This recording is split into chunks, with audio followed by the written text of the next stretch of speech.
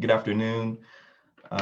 Once again, thank you for being with us today to our front porch conversation on faith-based volunteering and community engagement with our special guest, Mr. Marcus Thomas. So I want to welcome everyone for joining us. Welcome if you're watching us on Facebook Live as well.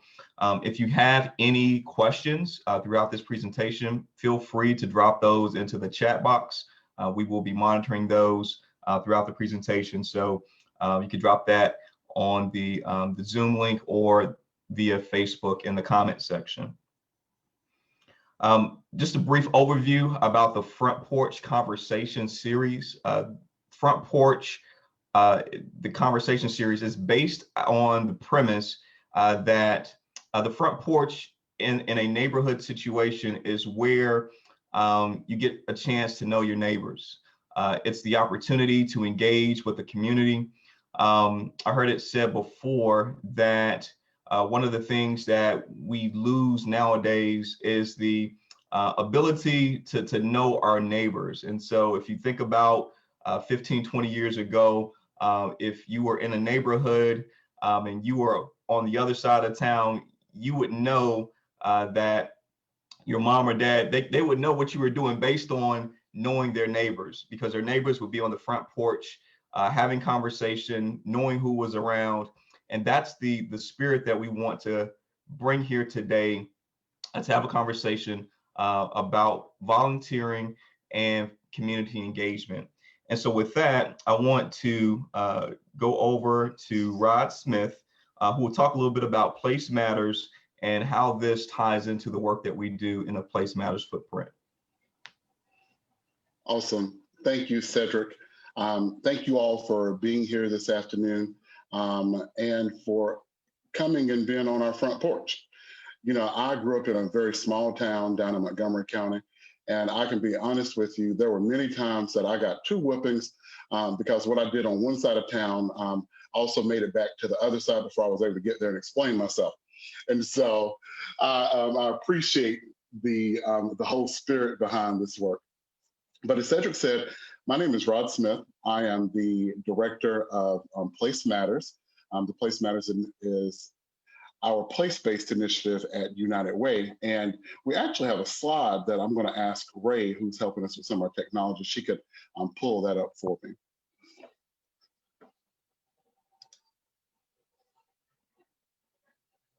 Thank you, Ray. And so Place Matters is really United Way's departure from traditional philanthropy. It is an opportunity to engage our residents, particularly the residents in Northeast Winston. And so if you look at the map here, I see she's pulling it up, there it goes.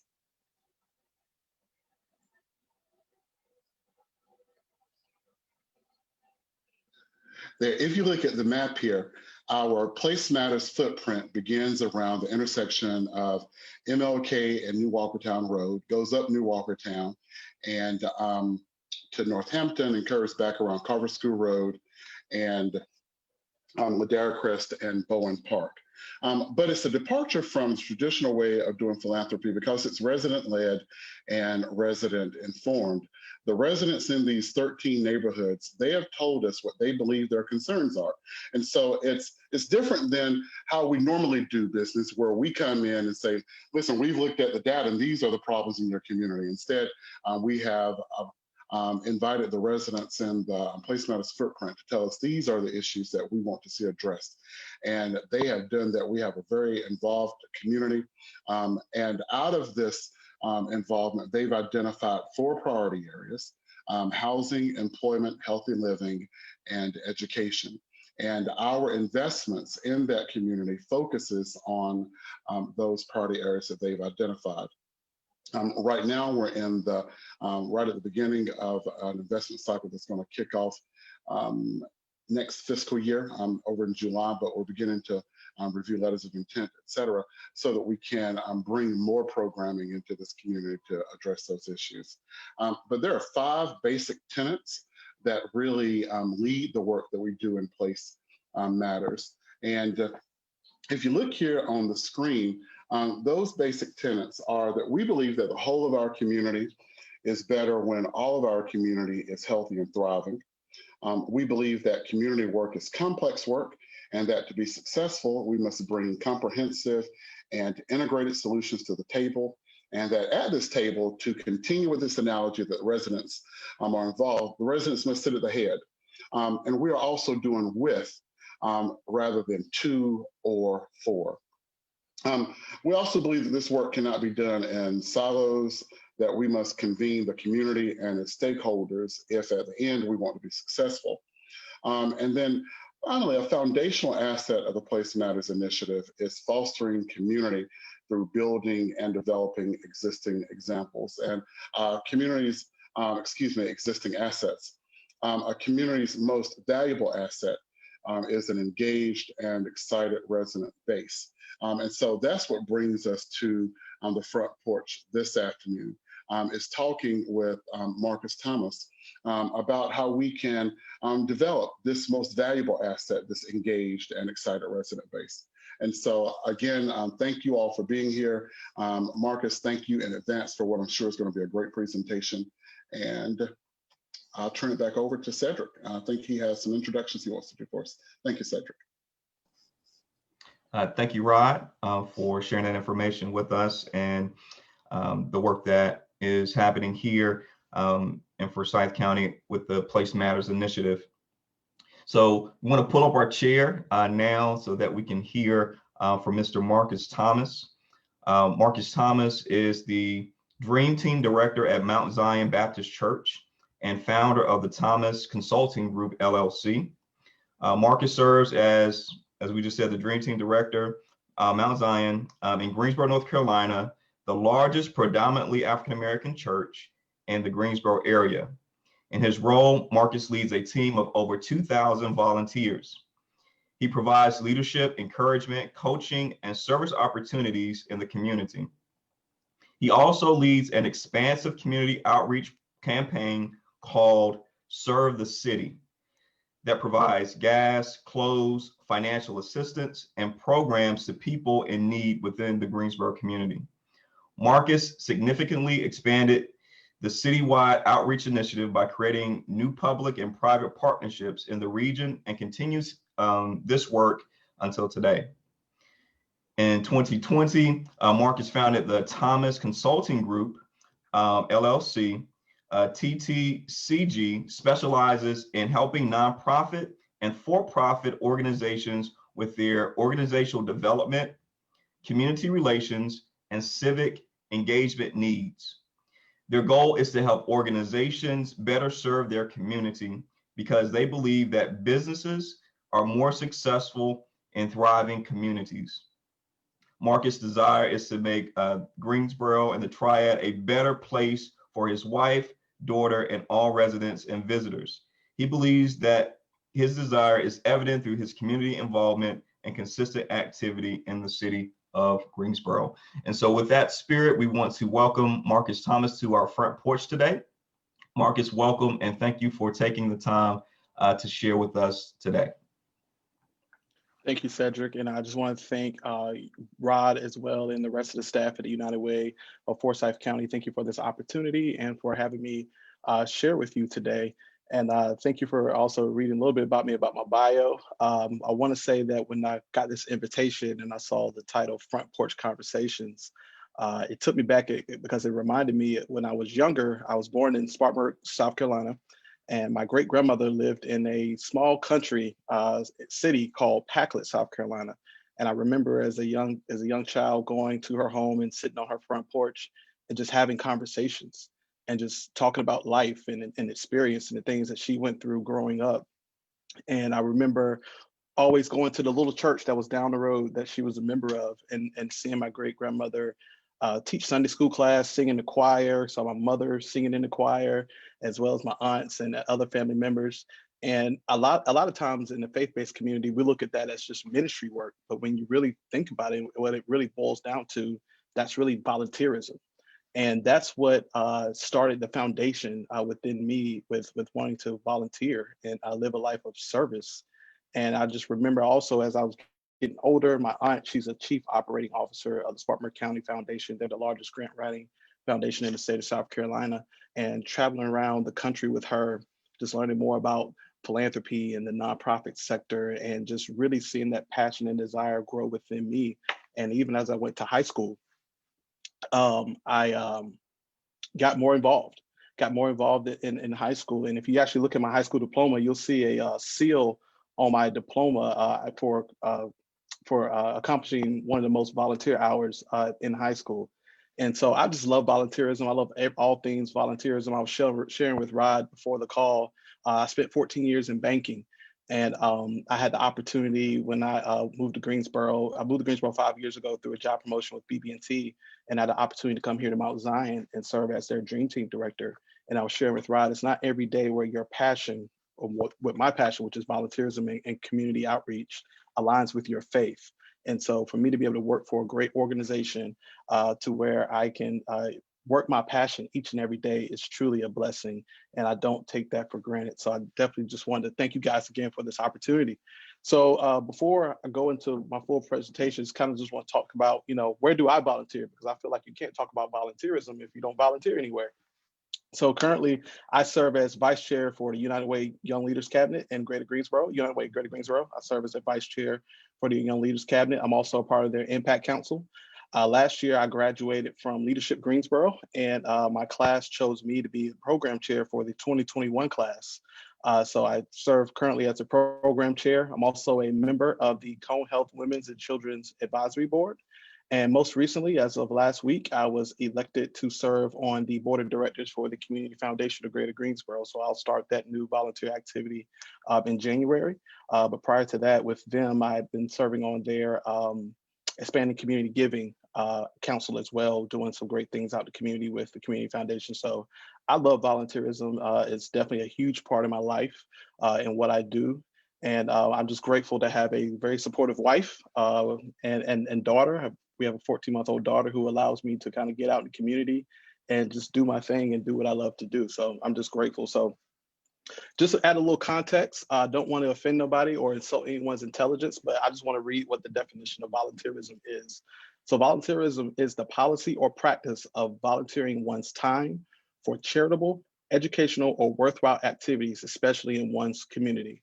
I also like to equate volunteerism to an extension of philanthropy. I think one of the biggest misconceptions about philanthropy is that it's always associated with money, but I believe that volunteerism is an extension of philanthropy because you're saving an organization, a nonprofit organization, your church, you're saving them money from having to hire someone who to do a skill or do something that you have the skill set and talent to do.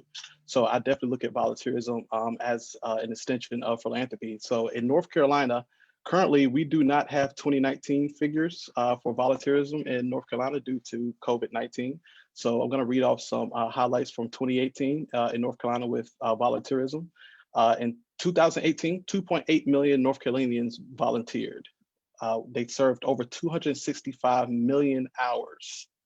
Currently, well, in 2018, the volunteer wage rate was $24.19 per hour. In 2019, the independent sector gave that the volunteer rate was $25.43 an hour.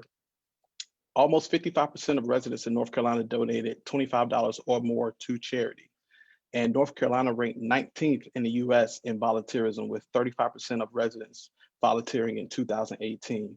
I'm gonna ask a question. If you guys can just drop your answers in the chat, I would love to see if anybody can guess the correct state. But what state ranked #1 in 2018 in volunteerism? And if Cedric, you can kind of just let me know what some of the answers are in the chat.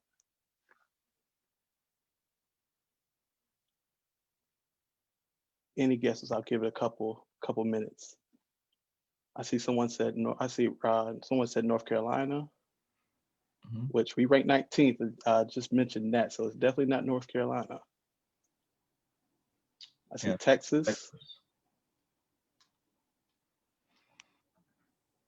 I'm not sure what may be coming from Facebook. New York. I'm gonna give you like 10 more seconds before I give you the answer. Well, surprisingly, because I was definitely surprised, but surprisingly, the answer is Utah. Utah came in at 51% of their residents who volunteered in 2018. So I was definitely surprised by that. But yeah, Utah was ranked number one in 2018. So volunteering can serve as a pathway to employment and career advancements. Studies show that unemployed people who volunteer 20 to 99 hours during a given year are more likely to find employment. Volunteering can help lift the job seeker spirits. It can help individuals feel needed and productive. You know, a lot of time with people who are unemployed, you know, they get down, they get depressed. And so I definitely like to tell people that I come in contact with who may be looking for employment opportunities, hey, get out and volunteer. You know, get out and meet people, because volunteering helps expand your network. We all know the saying, it's not what you know, it's who you know. And so getting out in the community and volunteering can definitely expand your network, and you can definitely meet someone who may have a beeline on a particular job opportunity for you, or you may meet someone who may be willing to hire you because they got a chance to get to know you and get to see what skills and what values you bring to the table. Volunteering can also help you find a mentor, someone who can guide and encourage you in your career. I know for me, with volunteering with different organizations within Greensboro, it's definitely provided me with some great mentors. At United Way Greater Greensboro, Michelle Gathers Clark is a great mentor who's CEO there. She's a great mentor to me. We meet once a quarter, and I just talk to her, ask her questions, get guidance about, you know, some of the things that I have going on in my life and in my career, within my business, and just sitting there and just seeking wisdom from her. At the Community Foundation of Greater Greensboro, some of you may know Ethan Lindsay. Ethan Lindsay is a great mentor to me. I do the same thing with him. You know, we have coffee, we have lunch, and just sit and talk. And I like to call them iron sharpening sessions, because, you know, iron sharpens iron. And I definitely like to sit with people who can help me grow and who can help me become better within my career and within my professional and personal life. So I definitely would not have made these connections if it wasn't for volunteering. Because for me, not being from Greensboro, you know, moving here from the Atlanta area, volunteering helped me to expand my network here in Greensboro. It helped me to get to know people within this community that I've fallen in love with, and that I was able to meet I was able to meet my wife because I was volunteering. And we met at church. I was volunteering with our young adult ministry here at Mount Zion, and that's how I met my wife. And so it's just opened many doors for me personally and professionally. And so when it comes to volunteer work, what's important, one of the important factors that I believe that everyone should always keep in consideration is that you have to find the right fit. You know, find the volunteer opportunities that align with your own personal mission and passions. And by doing that, you would definitely always give 150% in every volunteer opportunity that you have. And you should treat your volunteer opportunity like a paid job. Show up on time, you come prepared, and do what they ask of you to do, or what you've committed to doing. And so that's for me. You know, I like to show up to every meeting. I like to be early because I believe that to be early is to be on time. And so I'm early to every meeting. I'm prepared. I know what's on the agenda, what we need to accomplish, and what we need to do, because that's important, because you definitely want to help fulfill the mission of that organization that you're volunteering with, and put your skills and expertise to use. You know, I have my pedigree is banking, so I utilize my experience in banking and in customer service and previous experiences volunteering with other organizations. I bring that to the table to the organizations that I'm giving my time volunteering with, and because that's important. And so I say all that, you may ask the question, okay, what does all that have to do with faith-based volunteering? Glad you asked that question. So I wanted to give you just a little bit of context about volunteering and why volunteering is important. So now I'm going to shift to faith-based volunteering and why all that information that I just shared with you is important. So earlier I said that 265 million hours were served in 2018. Out of that 265 million hours, roughly 80 million of those hours went to religious organizations. So about 35%. So about 35% went to religious organizations in 2018.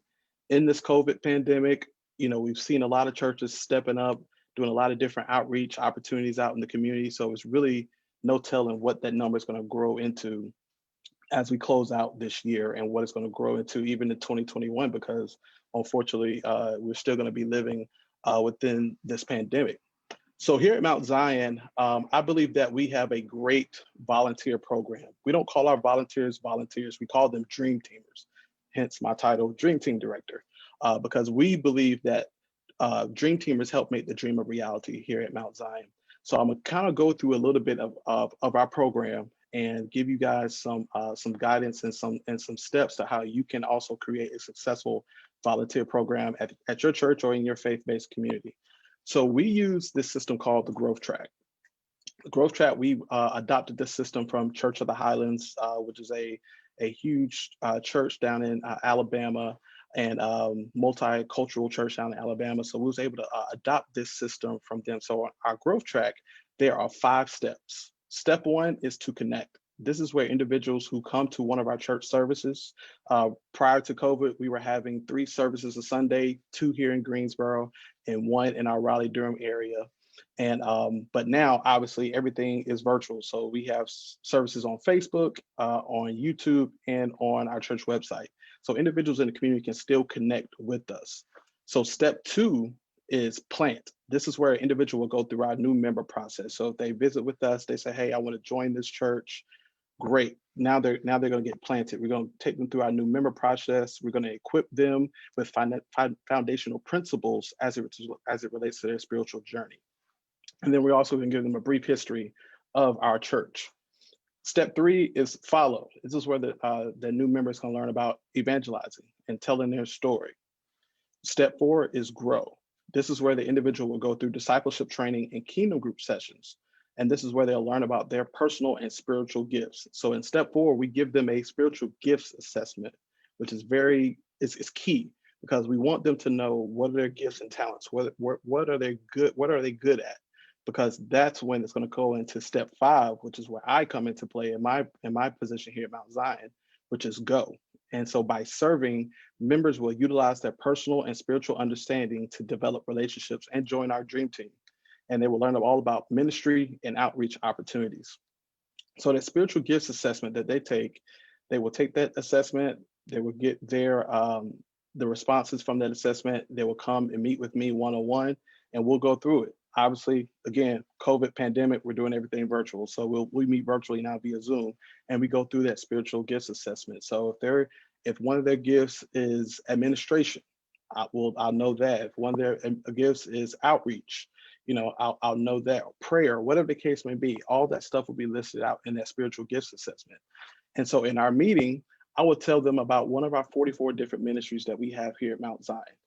And so within our 44 ministries, we have this Dream Team Manual, and this lays out all of our ministries here at Mount Zion, tells that new member about each and every ministry, what that ministry entails, what they do.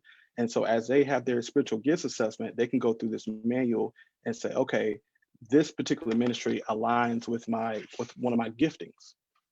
And so then from there, we have a Dream Team application. And so within that application, they'll list some of their basic information, and they'll select what 3 ministries they want to serve in. And then from there, I'll get them connected with that particular ministry and get them in and get them serving. And so within that, I want to give you guys 10 ways to create a sustainable volunteer program and incorporate some of the things that we do within our Growth Track within this sustainable volunteer program. So I'm going to read all 10, then I'm going to go back and give you guys some additional context to each of the 10. So number 1, you want to identify volunteer needs. You want to identify volunteer needs. Number 2, you want to write job descriptions. You want to write job descriptions. Number 3, recruitment. Recruitment is always key. Number 4, efficient application process. That's the efficient application process. Number 5, efficient screening process. Number 6, job assignment. Number 7, training. Number 8, oversight. Number 9, communication. And number 10, recognition and rewards. So I'm going to go back now and give you some context to each individual point. So identify volunteer needs. So whether it's within your church or in your community, it's important that you identify volunteer needs. I like to break it down into 3 small segments. 1, infrastructure, optimization, and outreach. So infrastructure, do you have any volunteer needs within your church, within your faith-based community?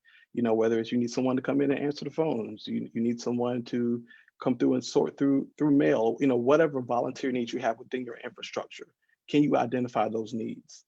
Secondly, optimization. Do you need someone to run small groups? I grew up Baptist, old Baptist church, we call them Sunday school classes.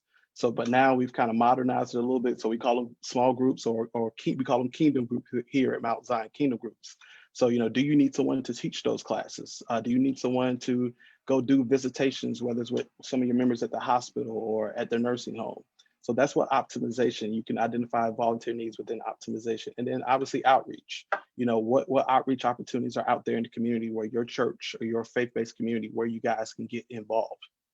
And with that, with identifying volunteer needs, when you identify them and you say, okay, this is what we need to do, you should write out job descriptions, because your volunteers need to understand what is expected of them and be open and transparent within those job descriptions. Just list out everything that they need to do. So once they come to volunteer, they know exactly where they need to be, where they need to go, and what they need to do and how it needs to be done. So definitely be open and transparent in all your job descriptions. Recruitment, this is where you make your congregation or your followers aware of the needs and the process to fulfill the needs. So we use different methods for recruitment here at Mount Zion. With us being a mega church, we have over 5,000 members. Texting is an easy way to get volunteers for whatever type of events that we do. Social media blasts are definitely an easy way to let people know where we need them to be. Emails is a great way to know. Our church announcements on Sunday mornings, that's definitely another way that we recruit volunteers. And so I utilize those functions. I work with our marketing director to make sure that we utilize those functions to get word out about the different volunteer needs that we may have, whether it's for our outreach opportunity or if a ministry needs some additional people to serve within our church walls.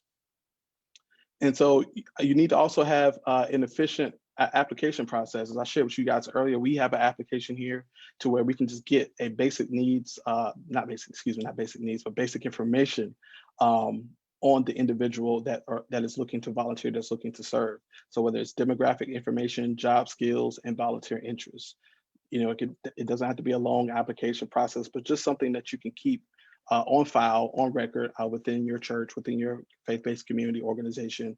So you'll always know, hey, if there's a need within we call them stewards, people that count money from tithes and offerings. So if we need another steward, we know that Susie has a banking background. So we can always go and talk to Susie about this particular volunteer need that we may have within our church. Efficient screening process. Before anybody does any volunteering here at Mount Zion, with kids or with money or anything, they go through a background check. Automatic, no questions asked. Have to have an efficient screening process, because the last thing you want is your church to be liable for anything that's going to bring a negative output to your organization or to your church. So you definitely have to have an efficient screening process and have them interview with your volunteer director or someone that's leading your team of volunteers. So again, that's where I come in. I interview with each and every person that's a new member or someone that's looking to get involved here at Mount Zion, just to make sure that, one, the background check comes back clean, and two, that they are in the right ministry, or their gifts and their talents align with what they're trying to do, and they're not trying to do too much, because sometimes volunteers try to do too much because they love the organization, they love everything that the organization does, and that will turn into volunteer burnout.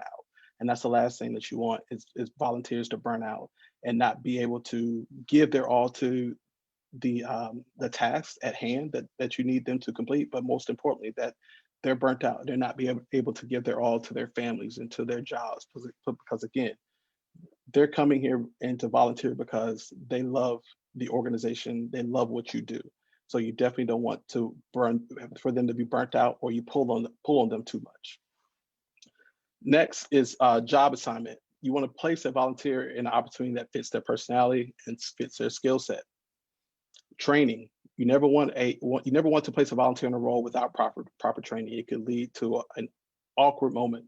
So you definitely want to get them trained on wherever they're going to be. With anybody that decides to volunteer and serve within Mount Zion, they go through a training process. We have ministry leads, and those ministry leads get all the new volunteers in their ministries acclimated and trained on how they serve and how they do things within that ministry.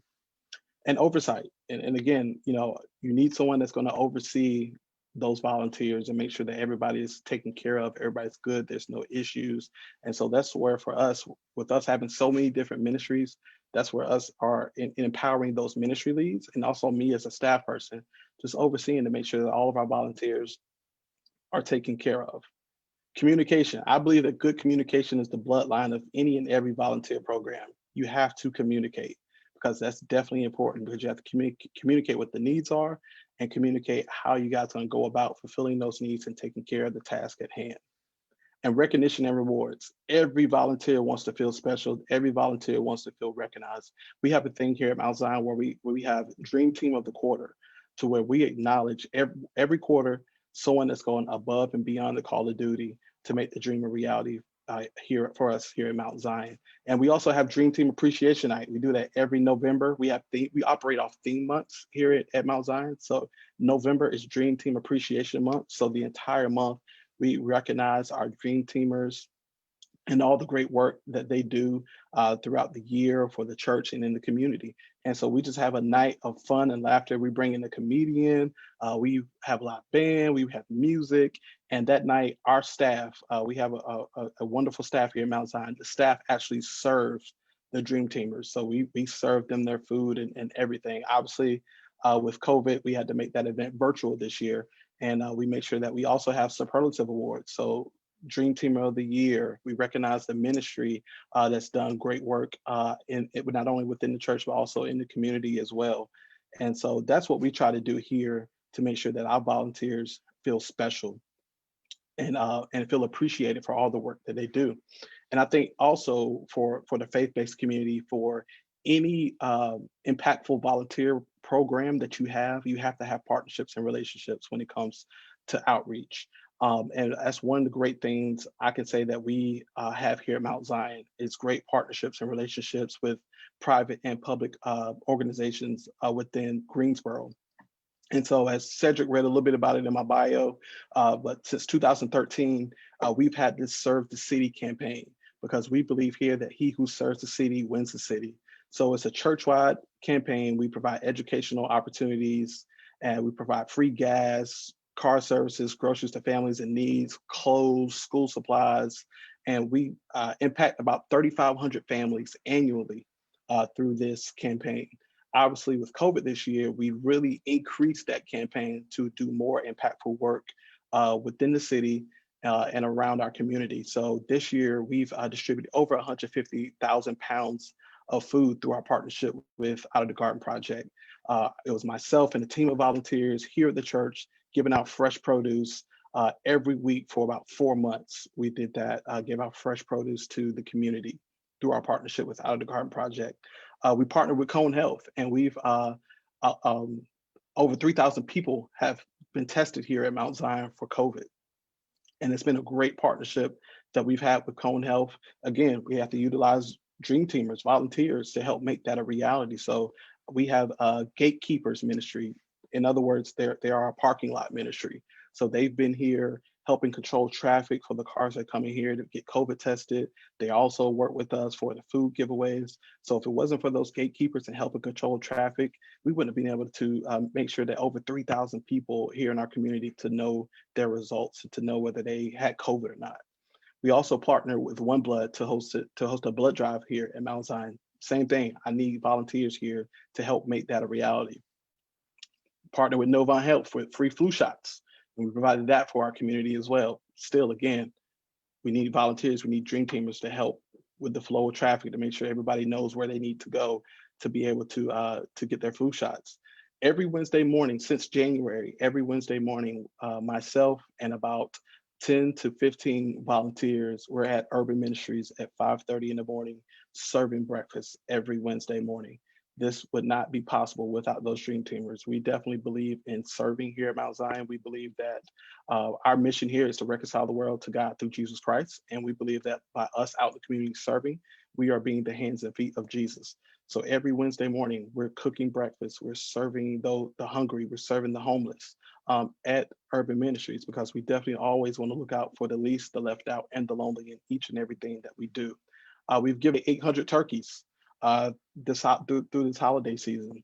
It takes volunteers to help make that a reality for us as well. And tomorrow, I've been working with NC Works in the city of Greensboro and Goodwill Industries. We're hosting a drive-through career fair here at Mount Zion. We're going to have 25 employers out on our property, and it's going to take volunteers that's going to help to get those cars through the snake and through all the different stations where the employers are going to be at. And so I need volunteers to help me with that. And so in 2020, through our outreach work and through everything that we've done as a church, with the help of our dream teamers, our volunteers, we've impacted 20,965 families through all of our outreach opportunities that we have here at Mount Zion. And that's an incredible number. We are truly grateful for that. But that's because of the volunteers. That's because of our partnerships. And when you talk about partnerships, it's not this cookie cutter, one size fits all type of thing. There are different type of partnerships with various anticipated outcomes. And you'll probably partner with others in your community because you see a problem that needs all hands in on deck. And that's one of the things that we try to do as a volunteer program, as a church, is to find the needs that are out in our community and make sure that we, as a church, try to come through and help meet those needs. And so it just takes volunteers to do all that. And I'm grateful to work for an organization to where I can serve as a dream team director, to where I can lead a team of volunteers, and to make sure that we are positively impacting our city and that we're still helping to push ministry forward within our church as well. So that's what I have for you today. I hope something was said that inspired you. I'm happy to answer any and all questions that you may have, whether it's about volunteerism or whether it's about what we do here at Mount Zion with our volunteer program, because we're here to help, because we don't have all the answers. However, we'll share with you definitely what we know here to help make your volunteer program a success within your church and within your faith-based community. So any questions, please feel free to ask. Excellent presentation, Marcus. Thank you so much for sharing that information. So like Mr. Thomas mentioned, if you have any questions, please feel free via Facebook or here on the Zoom meeting to drop some questions in the chat. I have a few questions, I guess, to kick us off and to get us going a little bit. Could you talk a little bit about the commuter church phenomenon? A lot of times within churches and neighborhoods, a lot of the members don't live in the community. How has that impacted volunteering in your opinion? And what are the remedies for that situation? Yeah, so even here at Mount Zion, we definitely have a lot of members who do not live here in Greensboro. And so as you guys may know, and Cedric, I'm sure you know, virtual volunteering is at an all-time high now living in this global pandemic that we live in. And so it's also about finding different ways that you still keep your volunteers engaged virtually. So whether you have someone that may not live in your community that's a member of your church or your faith-based organization, what can they do from you from a virtual standpoint to still feel a part of your ministry, to still feel a part of the mission that you're trying to accomplish within your community or within your church organization? So whether that's them helping you out with your social media campaigns, whether that's them sharing information about what the church is doing or your community, faith-based community, what you guys are doing out in the community. So definitely virtual volunteering is definitely a key area that you can definitely keep people engaged in and keep people serving still. Awesome. So we'll go for another question. In regards to engaging millennials, I know that volunteering is something that's huge with millennials. What advice would you give to an organization, a church, in terms of engaging millennials?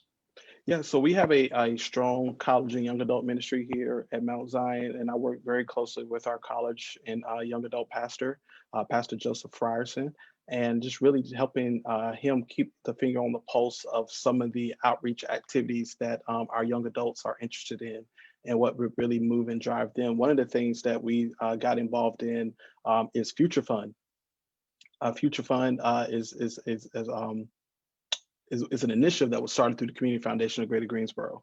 And through Future Fund, they look for different organizations, young professionals look for different organizations in the community that they can help and they can support. And so we have volunteer opportunities through our board with Future Fund that our millennials can be a part of, and it also keeps them engaged and keeps them volunteering and serving within the community, because Greensboro, as you guys know, is a college town, and we want to keep great talent and great quality of talent within our city. And with us being the largest predominantly African American church in Greensboro, we have North Carolina A&T right here in our backyard. We have Bennett College right here in our backyard. Can literally throw a rock from the church and hit their campuses. And a lot of those students go here to Mount Zion. And we want to keep that great talent here within our community and also be a part of our church. So we regularly have conversations with them about what are some of the things that drives them, what moves them, and make sure that we have volunteer opportunities for our young adults here at Mount Zion that's definitely of interest to them. And so that's some of the ways that we definitely keep the millennials engaged and involved. Sometimes it can be tough. It's no science to it, but just having those conversations and making them feel engaged and involved in the decision-making process, it's definitely been beneficial and helpful to us.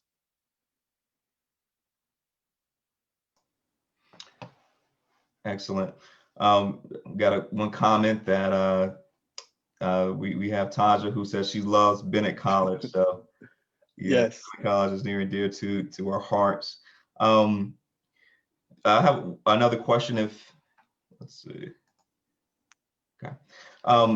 So can you talk a little bit about the role of volunteerism and also connecting with like neighborhood associations? I heard you mention a lot about the things that the church does. How can volunteerism and engagement also be a part of the actual neighborhood that your church sits in?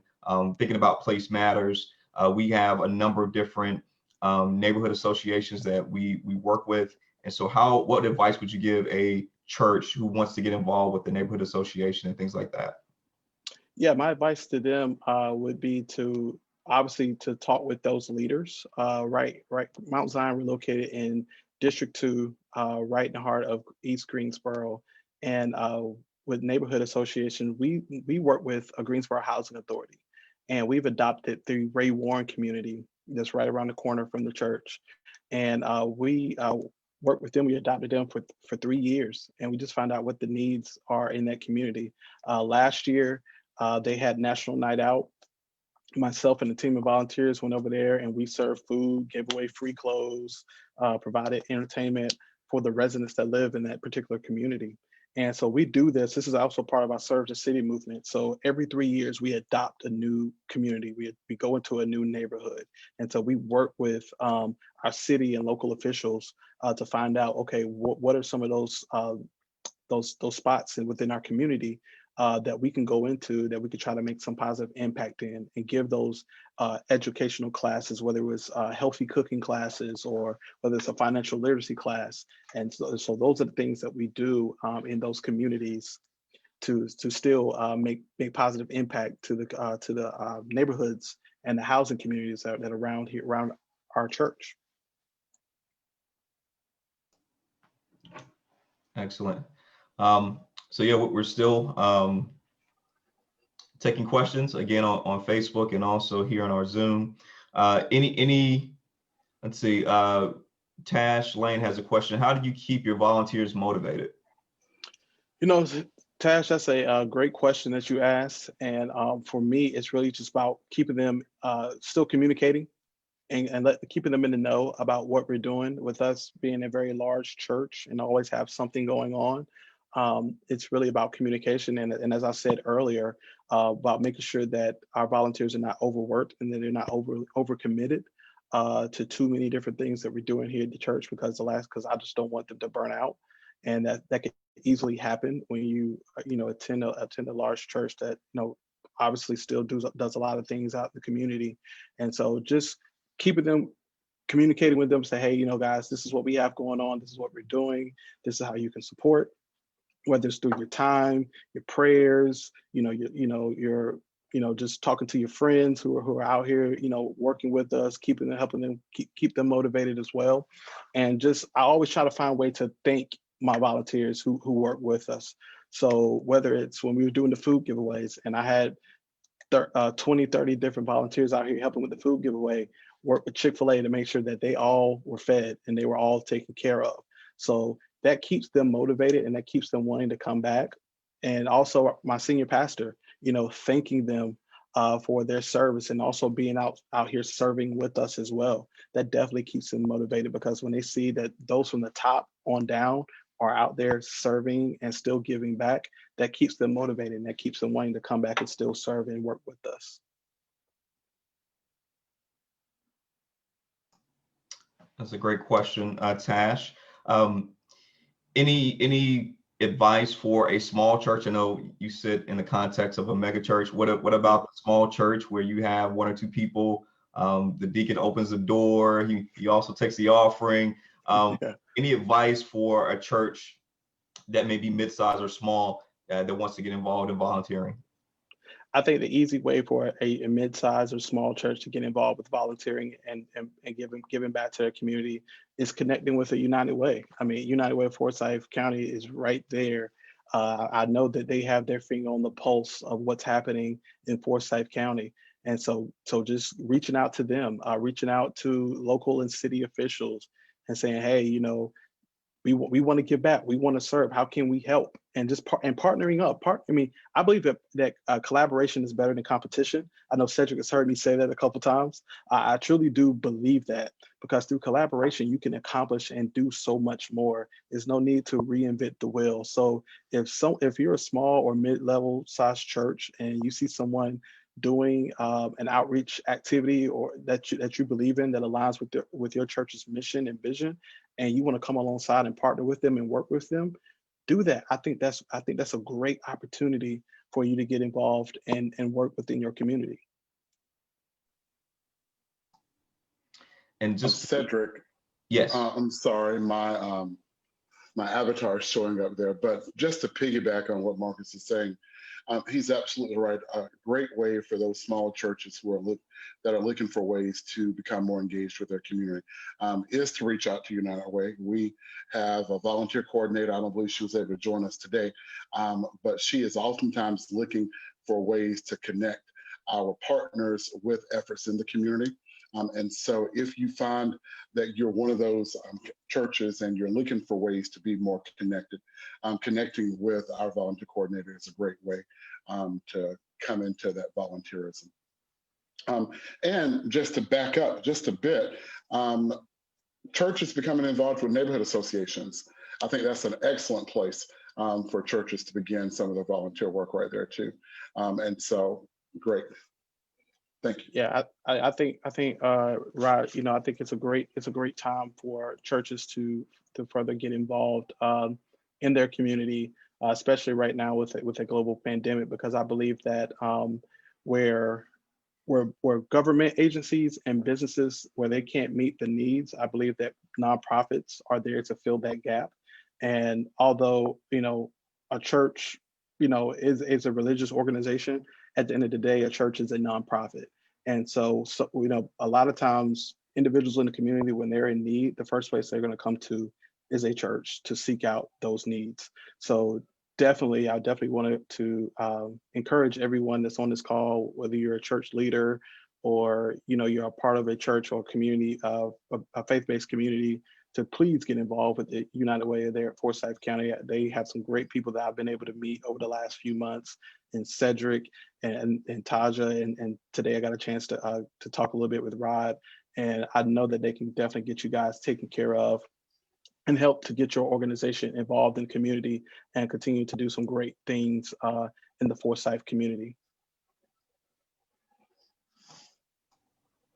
Excellent. I think that's a great kind of segue into our recap. Marcus, thank you again for taking your time today and being on the front porch with us and sharing such vital information to our community as well. Ray, if you could put that graphic back up that has the basic tenets of our work with Place Matters. And while Ray is doing that, I just want to go back again and talk about some of the key points that Marcus made in terms of volunteering. Number one, identify the volunteer need. Number two, write job descriptions for if you're doing this as a church or a faith-based organization. Number three, recruitment. Number four, effective application process. Number five, screening process, which is very vital at this time. Number six, a job assignment, making sure that everyone knows exactly what the expectations are for each assignment. Number seven, training, making sure that each volunteer receives the proper training that's necessary to complete the assignment. Number eight, oversight. 9, communication, and 10, recognition and rewards. And so those are the key points that were made here today. And then again, bring your attention back to our work with Place Matters, and why this conversation is important is because we believe in asset-based community development. And one of our greatest assets in our community is our residents, and getting the residents involved in terms of volunteering and making a difference. So again, our work is based on our entire community is better off when all of its neighborhoods are healthy and thriving. Complex challenges need comprehensive integrated solutions. It's resident-led. We do with rather than for. Asset-based, which is our point here today, building upon the gifts, skills, and talents of the residents. And the last tenet of our work is to convene community stakeholders. And that's why our work is important here. Again, if you're interested in connecting with the United Way here in terms of our volunteer opportunities, I believe we have the information in the chat to reach out to Ifat. Her email address is in the chat. She is our volunteer and events manager as well. So thank you so much, everyone, for joining us for our front porch conversation. We look forward to seeing you in 2021. Everybody have a Merry Christmas and Happy Holiday. And we look forward again to seeing you soon, and take care. Great. Thank you, Cedric. Thank you, Marcus.